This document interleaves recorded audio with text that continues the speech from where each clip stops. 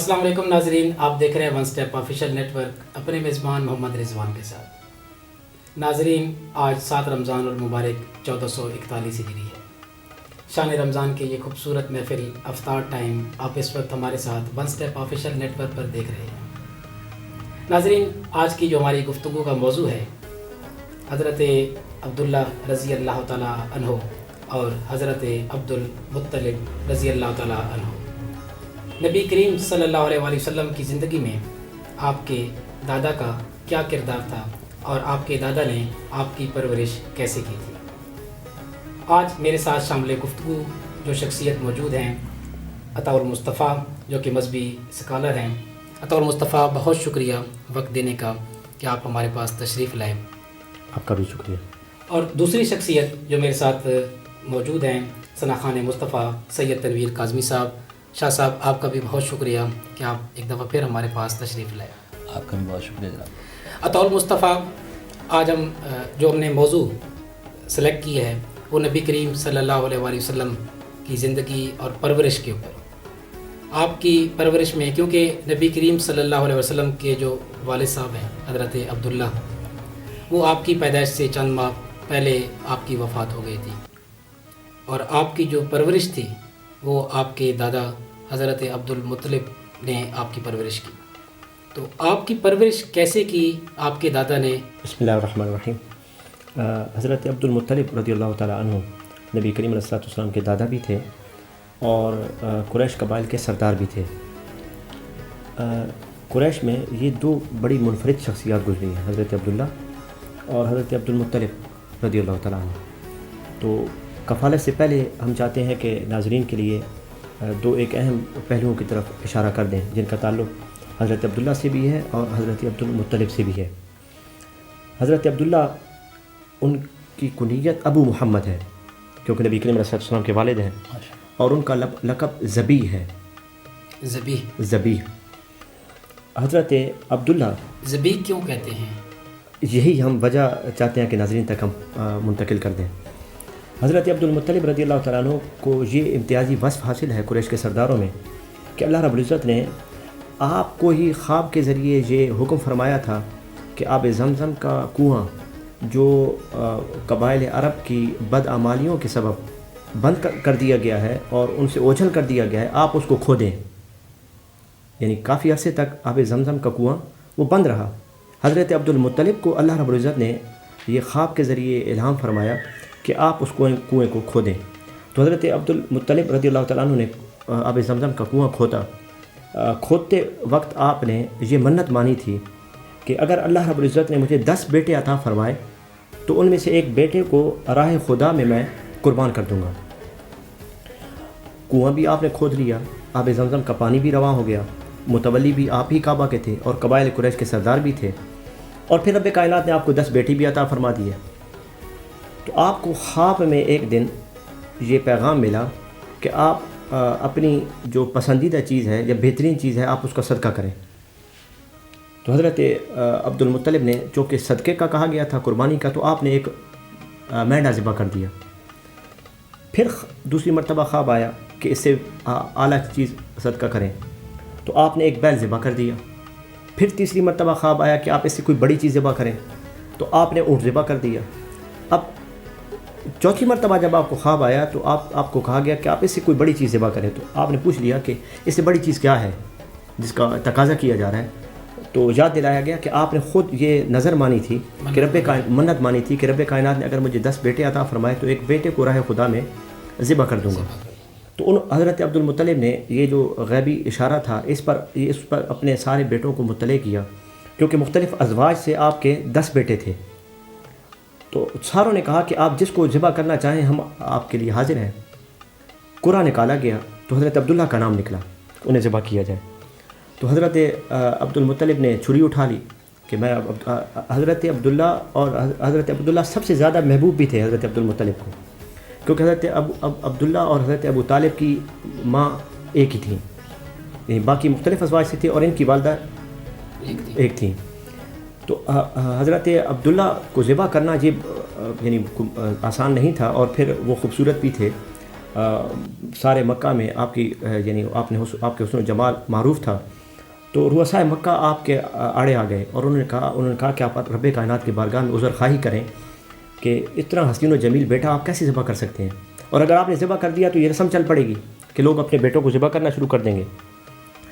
تو حضرت عبد المطلب نے ماننے سے انکار کر دیا۔ انہوں نے کہا کہ خیبر میں ایک عورت ہے، اس کے پاس چلتے ہیں اور اس کو صورت واقعہ بتاتے ہیں، وہ ہمیں کوئی بہتر راہ بتائے گی۔ اس کے پاس پہنچے، وہ عورت کاہنہ تھی، اس نے بتایا کہ آپ اس طرح کریں کہ آپ کے ہاں نفس کا خون بہا کتنا ہے، دیت کتنی مقرر ہے قتل کا۔ تو اسے بتایا گیا کہ 10 اونٹ۔ تو اس نے کہا کہ 10 اونٹ اور عبداللہ کے درمیان آپ قرعہ ڈالیں، نام اگر عبداللہ کا نکل آئے تو پھر آپ اونٹوں کی تعداد بڑھاتے ہیں، اور جب اونٹوں کا آ جائے تو پھر آپ اتنے اونٹ ذبح کر دیں۔ قرعہ ڈالا گیا، حضرت عبداللہ کا نام، پھر ڈالا گیا عبداللہ کا نام، 90 تک حضرت عبداللہ کا نام نکل سے تعداد اونٹوں کی 90 ہو گئی۔ اب جب 10ویں مرتبہ ڈالا گیا تو اونٹوں کے ہاں نام قرعہ نکلا۔ حضرت عبد المطلب کو بتایا گیا کہ جناب اب 100 اونٹ پورے ہو گئے، اب آپ ذبح کر دیں۔ آپ نے فرمایا نہیں، 3 مرتبہ قرعہ ڈالا جائے، تینوں مرتبہ اگر اونٹوں کے نام آئے تو پھر میں تسلیم کروں گا۔ 3 مرتبہ قرعہ ڈالا گیا اور تینوں مرتبہ 100 اونٹ قرعہ میں نکلے۔ تو 100 اونٹ آپ نے ذبح فرمائے اور آپ نے ان کا گوشت ہر عام و خاص کے لیے آپ نے اس کو پھیلا دیا، فرمایا جو چاہے آ کر لے لے۔ تو یہ 100 اونٹ حضرت عبداللہ کی جانب سے ایک صدقہ تھا۔ تو اس وجہ سے سید عالم صلی اللہ علیہ وسلم صحابہ کرام کی یہ مماثلت بھی ہو گئی حضرت اسماعیل سے، اس لیے سید عالم فرمایا کرتے تھے صحابہ کرام کی مجلس سے کہ انا ابن الذبیحین، کہ میں 2 ذبیحوں کا بیٹا ہوں۔ سبحان اللہ۔ حضرت اسماعیل بھی ذبیح اللہ ہوئے اور پھر حضرت عبداللہ بھی ذبیح، تو میں 2 ذبیحوں کا بیٹا ہوں۔ لیکن دیکھیے حضرت اسماعیل کیوں بچے اور حضرت عبداللہ کیوں بچے کہ دونوں کی پیشانی میں نور مصطفیٰ تھا، سبحان اللہ۔ تو وہ کیسے ان کو ذبح کیا جاتا۔ اور پھر آپ اندازہ کریں کہ نبی کریم علیہ السلام کی ولادت سے پہلے یہ کچھ ہوا، یعنی خون بہا 10 اونٹ تھے، لیکن حضرت عبداللہ کا یہ جو صدقہ دیا گیا جان کا، اس کے بعد خون بہا 100 اونٹ مقرر ہو گئے، یعنی انسانی جان کی قدر و قیمت بڑھ گئی۔ پہلے خون بہا 10 اونٹ تھے، اب 100 اونٹ ہو گئے۔ تو یہ بھی نبی کریم علیہ السلام کا احسان اور آپ کی برکت ہے کہ آپ کے نور مقدس کے ظہور کی تمہید کے طور پر رب کائنات نے شرف انسانیت کو بلند کر دیا، قتل کی وارداتوں میں کمی آ گئی، ظلم و ستم کا خاتمہ ہو گیا۔ 10 اونٹ سے آپ دیکھیں 100 اونٹ خون بہا مقرر ہوا۔ جب کیونکہ اگر کوئی شخص قتل کرتا ہے پھر اس کا کفارہ اس کو 100 اونٹ دینا 100 اونٹ۔ تو یہ سید عالم صلی اللہ علیہ وسلم کے دنیا میں تشریف لانے سے پہلے رب کائنات نے انسانیت کو یہ شرف عطا فرمایا۔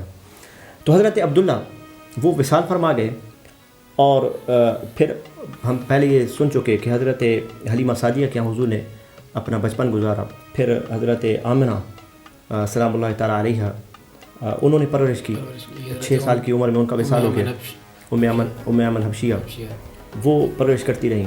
حضرت عبد المطلب نے نبی کریم علیہ السلام کی جب پرورش کی، 2 سال آپ کو بھی وقت ملا، پھر آپ بھی دنیا سے چلے گئے، اور بڑی شفقت فرمایا کرتے تھے سید عالم صلی اللہ علیہ وسلم سے۔ حضرت عبد المطلب کی اگر ہم شخصیت کو دیکھیں تو آپ اندازہ کیجئے کہ حضرت عبد المطلب کی جوانی کے زمانے میں حضرت عبد المطلب کی پیشانی میں چونکہ نبی کریم علیہ السلام کا نور تھا، تو اگر مکہ میں بارش نہ برستی تو قبائل قریش کے سردار حضرت عبد المطلب کو لے کر پہاڑ پر چلے جاتے اور ان کے وسیلے سے رب کائنات کی بارگاہ میں دعا کیا کرتے۔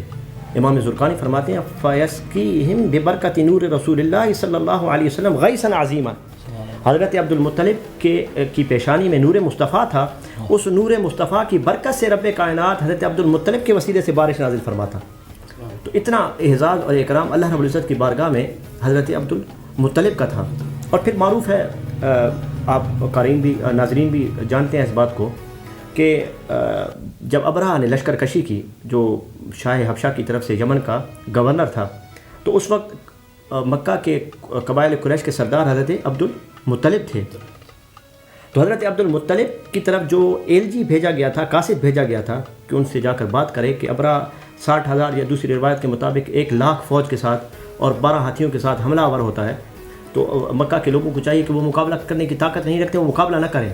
تو جس قاصد کو بھیجا تھا، وہ قاصد جب پہنچا اور اس نے پوچھا کہ آپ تمہارا سردار کون ہے مکہ کے لوگوں سے، تو لوگوں نے بتایا تھا عبد المطلب۔ حضرت عبد المطلب کو جب اس نے دیکھا تو امام زرقانی فرماتے ہیں فلما نظر الى وجه عبد المطلب خضع وتلجلج لسانه وغر مغشیا، کہ اس نے جیسے ہی حضرت عبد المطلب کے چہرے کو دیکھا تو سید عالم صلی اللہ علیہ وسلم کا نور آپ کے پیشانی میں تھا، تو آپ کو دیکھ کر وہ اس کی زبان لڑکھڑا گئی، وہ جھک گیا اور بے ہوش ہو کر گر پڑا. اتنا روب تھا حضرت عبد المطلب کا. وہ ایل جی جب ہوش میں آیا تو اس نے اس وقت کہا اشہد انک سید قریش حقا، میں گواہی دیتا ہوں کہ آپ ہی قبیلہ قریش کے بہترین سردار ہیں، آپ ہی کو سردار ہونا چاہیے، جتنا روب آپ کو رب کائنات نے دیا. تو حضرت عبد المطلب کو اس نے بتایا کہ گورنر یمن ابرہہ وہ تمہارے گھر بیت اللہ کو گرانا چاہتا ہے، اللہ کے گھر کو. تو حضرت عبد المطلب کو اس نے کہا کہ آپ آئیے ہمارے سردار سے آپ بات کیجئے تاکہ بغیر جنگ کے ہم یہ مہم سر کر سکیں. چونکہ انہوں نے جب پہلی لشکر کشی کی تھی تو عربوں کے جتنے بھی اونٹ تھے بکریاں تھیں وہ انہوں نے چورا لیے، ابھی وہ انہوں نے پڑاؤ مکہ سے باہر کیا ہوا تھا. حضرت عبد المطلب تشریف لے گئے. جب آپ داخل ہوئے اس سے پہلے چونکہ ایل جی نے بتا دیا تھا کہ ایک اتنی حسن و جمال کا مالک، شرافت وجاہت کا مالک شخص سردار ہے قبائل قریش کا. تو جیسے ہی دیکھا ابرہہ نے تو وہ بھی آپ کے رعب اور دبدبے سے وہ بھی اس پر بھی لرزہ طاری ہو گیا کہ باروب شخصیت آپ کی تھی. تو اب وہ یہ بھی برداشت نہیں کر سکتا تھا کہ حضرت عبد المطلب کو اپنے ساتھ اپنی نشست پر بٹھا تھا، یہ بھی برداشت اس کو نہیں ہو رہا تھا کہ وہ آپ نیچے بیٹھے اور وہ اوپر بیٹھے. تو اس نے اس طرح کیا کہ فرش پر آپ کے ساتھ بیٹھ گیا. حضرت عبد المطلب سے اس نے پوچھا کہ آپ کیا چاہتے ہیں؟ حضرت عبد المطلب نے فرمایا کہ میں اپنے 200 اونٹ چاہتا ہوں. تو اس نے ترجمان کے ذریعے کہا کہ میں آپ آئے تھے تو میں آپ سے بڑا متاثر ہوا تھا، آپ کے روب نے بڑا متاثر کیا تھا، لیکن اب وہ سارا روب آپ کا جاتا رہا. میں بیت اللہ گرانے آیا ہوں اور آپ کو آپ کے اونٹوں کی پڑی ہے، اونٹوں کا تقاضا کرتے ہیں. تو حضرت عبد المطلب نے فرمایا کہ میں اونٹوں کا مالک ہوں، میں اونٹوں کا تقاضا کروں گا. اس گھر کا ایک مالک ہے، وہ اس گھر کی خود حفاظت کرے گا. یہ فرما کر یعنی آپ دیکھیے نا جو ڈائلاگ ہے، جو مکالمہ ہے، یہ حدیث کی کتابوں میں موجود ہے، سیرت نگاروں نے اس کا تذکرہ کیا. حضرت عبد المطلب نے صرف یہ کہا نہیں بلکہ آپ واپس آئے، آپ کو اونٹ واپس کر دیے گئے، آپ بیت اللہ میں آ کر بیٹھ گئے. اب جب قبائل قریش کو معلوم ہوا کہ ابھی ابرہہ حملہ کرے گا تو سارے پہاڑوں کی طرف چلے گئے. حضرت عبد المطلب واحد ملا علی قاری فرماتے ہیں کہ وہ بیت اللہ میں بیٹھ رہے.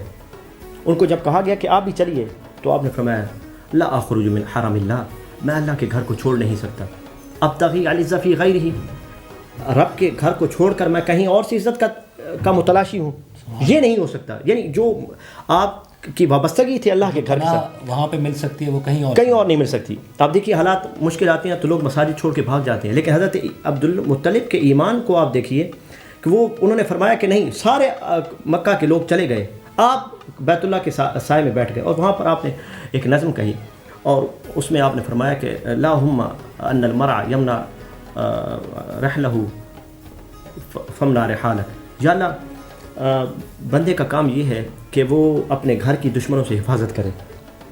بندہ یہی کر سکتا ہے اور یہ تیرا گھر ہے، تو دشمنوں سے اپنے گھر کی حفاظت فرما. پھر آپ رو پڑے، آپ وہاں پر روتے رہے، بیٹھے رہے. اور پھر آپ کی یہ ایمانی قوت ہی تھی کہ رب کائنات نے آپ کی دعا میں وہ تاثیر پیدا کی کہ ابابیل کے ذریعے اللہ رب العزت نے ابرہہ کے لشکر کو ہلاک اور تباہ و برباد کر دیا. تو یہ جو وصف ہے حضرت عبد المطلب کا، اس زمانے میں آپ کے ایمان کا اتنا قوی ہونا، اللہ رب العزت کے گھر کے ساتھ اتنا تعلق ہونا، یہ حضرت عبد المطلب کا خاص وصف ہے.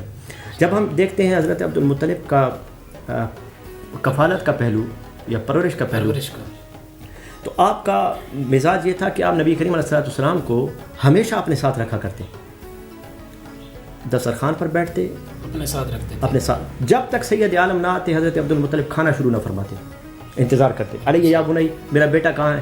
حضور آتے پھر کھانا کھاتے. پھر حضرت عبد المطلب جو کہ سردار بھی تھے اور کعبہ کے متولی بھی تھے، تو آپ کے لیے بیت اللہ کے زیر سایہ فرش بچھایا جاتا جس پر آپ بیٹھا کرتے. آپ کے 10 بیٹے، آپ کے حضرت عبداللہ تو فوت ہو گئے، جو باقی آپ کے بیٹے تھے وہ ان میں سے کوئی بھی اس فرش پر نہیں بیٹھتا تھا، بلکہ اس فرش کے اطراف سارے بیٹے بیٹھا کرتے، آپ کی عظمت کی وجہ سے، آپ کے احترام کی وجہ سے، آپ کی شرافت کی وجہ سے. لیکن واحد سید عالم صلی اللہ علیہ وسلم تھے، حالانکہ آپ پوتے تھے، سید عالم صلی اللہ علیہ وسلم اس فرش پر حضرت عبد المطلب کے ساتھ بیٹھتے ہیں، اور اگر کوئی آپ کو کہتا کہ یعنی آپ کی شرافت کا تقاضا یہ ہے کہ آپ کے ساتھ کوئی نہ بیٹھے، تو آپ فرماتے کہ میرے اس بیٹے کو تم نہیں جانتے، انہ لشأن عظیم، اس کی بڑی شان ہوگی، یہ بڑی برکتوں والا ہوگا۔ تو حضرت عبد المطلب کے پاس قبائل عرب میں سے کچھ لوگ آئے اور انہوں نے آ کر حضرت عبد المطلب کو کہا، ابو طالب بھی موجود تھے، امام ابن سعد نے طبقات میں اس کو ذکر کیا کہ انہوں نے آ کر کہا کہ اے عبد المطلب لم نرا قدما اشبہ بالقدم التی فی المقام منہ، کہ اے عبد المطلب مقام ابراہیم پر حضرت ابراہیم علیہ السلام کے قدم مبارک کا جو نشان ہے، اس نشان کے مشابہ اگر کوئی قدم ہم نے دیکھا ہے تو وہ اس لڑکے کا قدم ہے۔ لم نرا قدما اشبہ بالقدم التی فی المقام منہ، کہ مقام ابراہیم پر جو حضرت ابراہیم علیہ السلام کا قدم مبارک لگا ہوا ہے، اس قدم سے اگر کسی کی مشابہت ہے تو وہ اس لڑکے کی ہے، اس کی حفاظت کرنا۔ نبی کریم صلی اللہ علیہ وسلم، نبی کریم صلی اللہ علیہ وسلم، حضرت عبد المطلب نے جناب ابو طالب کو مخاطب کرتے ہوئے فرمایا سنو لوگ کیا کہتے ہیں، اور پھر یہی وجہ تھی کہ آپ نے حضرت ام ایمن کو ایک دن کہا کہ یا برکاتو لا تغفلی عن ابنی ھذا، کیونکہ ان کا نام برکت تھا حضرت ام ایمن کا، فرمایا میرے اس بیٹے سے غافل مت ہوا کرو، میں نے دیکھا ہے کہ چند لڑکوں کے ساتھ میرا یہ بیٹا تنہا کھڑا تھا ایک بیری کے درخت کے نیچے، اس کو تنہا نہ چھوڑا کرو، کیوں؟ ان اہل الکتاب یزعمون ان ابنی ھذا نبی ھذہ الامہ، کیونکہ اہل کتاب سے میں نے سنا ہے کہ وہ یہ کہتے ہیں کہ اس امت کے یہ آخری نبی یہی میرا پوتا ہوگا، اس کی حفاظت کیا کرو۔ تو یہ حضرت عبد المطلب پر اللہ رب العزت نے سید عالم کی نبوت کے تمام آثار آپ پر واضح فرما دیے تھے، اور جب حضرت عبد المطلب دنیا سے چلے تو آپ چونکہ آپ ہی وہ فرد تھے جو شراب نوشی نہیں کرتے تھے، آپ برہنہ طواف سے منع کرتے تھے، آپ نے وہ جو قدریں تھیں دین ابراہیمی کی ان کو آپ نے زندہ کیا تھا۔ جب آپ دنیا سے گئے تو کئی دن تک مکہ کے بازار اور منڈیاں بند رہیں۔ حضرت ام ایمن فرماتی ہیں کہ میں نے حضرت عبد المطلب کا جب تابوت اٹھایا گیا تو میں نے دیکھا کہ ایک 8 سال کا لڑکا اس تابوت کے پیچھے روتا ہوا جا رہا تھا، اور وہ کون تھا؟ محمد مصطفیٰ علیہ الصلوۃ والسلام۔ آپ دیکھیے عبد المطلب کی اور شان ہم کیا بیان کر سکتے ہیں کہ عبد المطلب کا تابوت اٹھایا جائے اور اس تابوت کے ساتھ رو کر چلنے والے سید عالم ہوں، تو کون ہے جو ان کے شرافت کا، ان کی سیادت کا، ان کی عظمت کا کوئی اظہار کر سکے؟ بالکل ایسے ہے، الفاظ کے اندر تو پھر بیان ہی نہیں ہو سکتا، بیان کرنا مشکل ہوتا ہے۔ بس یہ جو واقعات ہوتے ہیں، جو سیرت ہوتی ہے، بیسیکلی اس کا مقصد یہ ہوتا ہے کہ بار بار سننے کا، کہ جتنے بھی ہمارے ناظرین ہیں اس وقت ہمارا پروگرام سن رہے ہوں گے تو ان کو بھی چاہیے کہ اپنے بچوں کی تربیت ایسے کریں جیسے حضرت عبد المطلب نے کی اپنے پوتے کی، نبی کریم صلی اللہ علیہ وسلم کی، اپنے ساتھ اپنی اولاد کو بٹھائیں، اپنے ساتھ اپنی اولاد کو بٹھا کر ان کو سکھائیں، ان کو سیرت محمدی بتائیں، تاکہ لوگوں کے اندر جذبہ پیدا ہو، ہم اپنے دین کے ساتھ ہماری جو ایک محبت ہے وہ بڑھے۔ یہی چیز ہے۔ آپ بتائیں بچوں کو کہ دادا تھے سید عالم کے، ان کا تعلق کیسا رہا سید عالم سے، والدہ کا کیسا تعلق رہا، دائی کا تعلق کیسا رہا، حضرت ام ایمن کا تعلق کیسا رہا، اور پھر سید عالم کا ان کے ساتھ تعلق کیسا رہا۔ تربیت میں اگر ان پہلوؤں کو اختیار کیا جائے تو ہو ہی نہیں سکتا کہ وہ کسی طرح کی کوئی پریشانی یا کوئی مشکل بالکل نہیں ہو سکتی، کیونکہ جب ہم اپنے بچوں کی تربیت ایک مخصوص بنیادوں پر کرتے ہیں، مخصوص بنیادوں پر کرتے ہیں، تو پھر اس وقت ہمیں مستقبل میں پھر پریشانی ہوگی، کیونکہ مستقبل کے اندر پریشانی آج کل کا جو ماحول اس وقت چل رہا ہے، شاہ صاحب آپ نے بھی دیکھا ہوگا کہ ماحول کے اندر بچے والدین کی قدر نہیں کرتے، والدین کا عزت و احترام نہیں کرتے، اپنے سے کوئی بڑا شخص آ جائے تو ان کو ملنا، ان کو سلام کرنے میں پہل کرنا، ان کو جگہ دینی بیٹھنے کے لیے، ان چیزوں کی گوارا نہیں کرتے۔ تو آپ دیکھیے وہ جس طرح یعنی آپ کے علم نفسیات کے ماہرین کہتے ہیں کہ بچپن میں جو بچہ ہوتا ہے اس کی پوری توجہ اپنے والدین کی طرف ہوتی ہے، بچہ بیسیکلی سیکھتا ہی لرننگ سے۔ دیکھیں اب پوری توجہ آپ یعنی دیکھیے نا کہ توجہ پوری آپ کی طرف ہے، بالکل ایسے ہی والد پر ہے، والدہ پر ہے، اور اس وقت آپ کی توجہ کہیں اور پر ہے۔ بچہ کیونکہ جب اپنے والدین کے ساتھ موجود ہوتا ہے تو کیونکہ وہ بول نہیں سکتا، وہ اگر جو چھوٹا بچہ ہے وہ بول نہیں سکتا، وہ دیکھ سکتا ہے، باقی اس کی آواز سے کم سے کم کر رہے ہیں، لیکن وہ ایکسپریس نہیں کر سکتا کیونکہ اس کی لینگویج ابھی ڈیولپ نہیں ہوئی، لیکن وہ جو چیزیں سیکھتا ہے وہ ماحول سے سیکھ رہا ہوتا ہے۔ ہمارے ماحول کے اندر ایسے جو واقعات ہو رہے ہوتے ہیں، ہمارے گھر کے اندر ایسی باتیں ہو رہی ہوتی ہیں تو بچہ ان سے لرن کر رہا ہوتا ہے۔ صحیح ہے۔ یہ جو لرننگ پروسیس ہوتا ہے پھر یہ جا کے بچے کی پرسنالٹی کیسا بن جاتا ہے، اس کو کیسے بچوں سے، کیونکہ اکثر آج بچوں کے اندر یہ عادتیں پائی جاتی ہیں. ہم کوشش کریں گے کہ طور مصطفیٰ اس کے اوپر ایک اسپیشل پروگرام بھی کریں گے کہ بچوں کو ایسی عادتوں سے ہم کیسے ان کو ہم نجات دلا سکتے ہیں، والدین کو ہم بہتر کیسے اپنے بچوں کی تربیت کر سکتے ہیں. شاہ صاحب، یہ خوبصورت محفل جو اس وقت جاری ہے، آج کے اس محفل میں رمضان المبارک میں اور 7واں روزہ ہے، آج کا خوبصورت کلام ہمارے ناظرین تک. بہت شکریہ جی. جناب خالد صاحب کا نعتیہ کلام بڑا ہی مشہور و معروف کلام ہے، اس کو پیش کرنے کی سعادت حاصل کرتا ہوں. کوئی سلیقہ ہے آرزو کا، نہ بندگی میری بندگی ہے، سب تمہارا کرم ہے آقا، کہ بات اب تک بنی ہوئی ہے، کوئی سلیقہ ہے آرزو کا. تجلیوں کے کفیل ہو تم، مراد قلب خلیل ہو تم، تجلیوں کے کفیل ہو تم، مراد قلب خلیل ہو تم،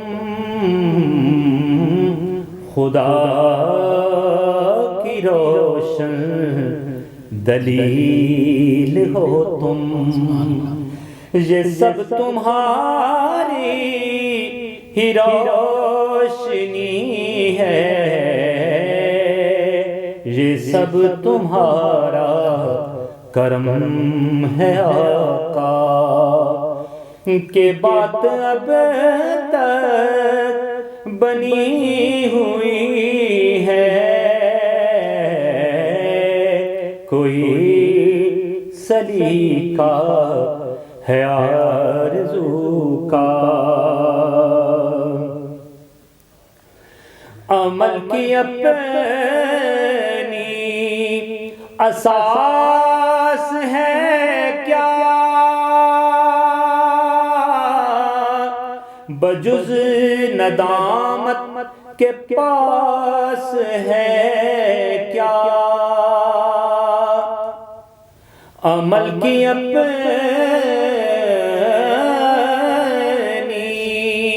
اساس ہے کیا، بجز ندامت کے پاس ہے کیا، رہے سلامت تمہاری نسبت، میرا تو بس آسرا یہی ہے، یہ سب تمہارا کرم ہے آقا، کہ بات اب تک بنی ہوئی ہے، کوئی سلیقہ ہے آرزو کا. بشیر کہیے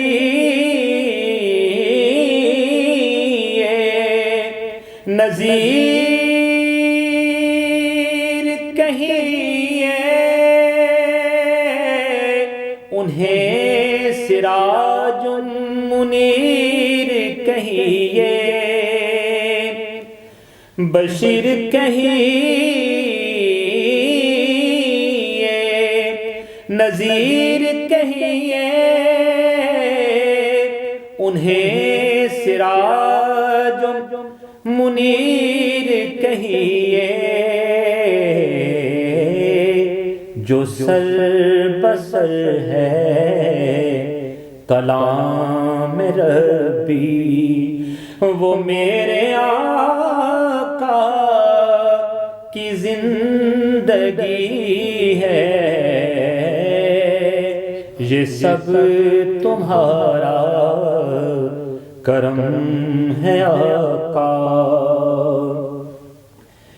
کہ بات اب تک بنی ہوئی ہے، کوئی سلیقہ ہے آرزو کا، کوئی سلیقہ ہے آرزو کا۔ بہت خوب۔ اب دونوں حضرات کا بہت شکریہ کہ آپ ہماری محفل کے اندر تشریف لائیں۔ جو افطاری کا وقت قریب آتا جا رہا ہے تو ہماری بھی خواہش ہے کہ ہم اپنے پروگرام کو سمیٹیں، اور یہ ہماری نشست انشاءاللہ رمضان المبارک کے اندر بالکل چلتی رہے گی۔ اس پروگرام کے اندر ہم نے بات کی دو شخصیتوں کے اوپر، نبی کریم صلی اللہ علیہ وسلم کے والد حضرت عبداللہ رضی اللہ تعالیٰ عنہ اور آپ کے دادا جان حضرت عبدالمطلب رضی اللہ تعالیٰ عنہ، آپ نے کیسے نبی کریم صلی اللہ علیہ وسلم کی پرورش کی اور کیسا کردار رہا۔ آج کے پروگرام کا وقت ختم ہوا چاہتا ہے۔ اپنے میزبان محمد رضوان اور one step official network کی پوری ٹیم کو دیجیے اجازت۔ اللہ نگہبان۔